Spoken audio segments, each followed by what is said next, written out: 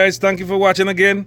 This is 2016 Porsche Cayenne 17. Same procedure with this V6. So guys, we will be doing the water pump to the guys. So I'm just gonna give you a rundown on what we did. Guys, make sure break your 3 bolts on the pump before you move the belt. These are number T30 standard size, and you have that hex bolts in the water pump here, guys. You could use a number 8 normal socket for this, guys. And then yeah, so it have this is the water pump right here. This is how it looks.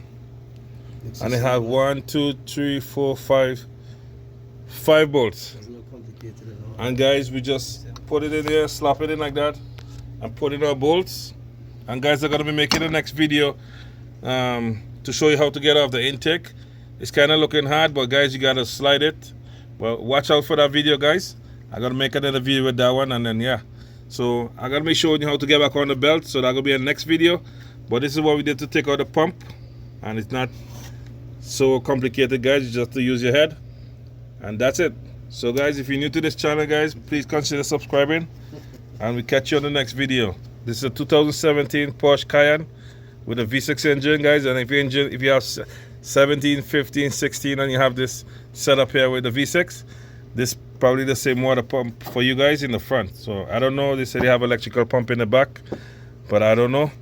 So maybe they have one in the back and one in the front, because high performance, like how they have 2 fuel high pressure pump on the top and one in the tank. So maybe they need a better flow for the coolant so the engine could be cooler.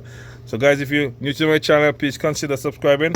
And this is the pump here for a 2017 Porsche Cayenne with a V6 engine. So we're gonna be showing you guys.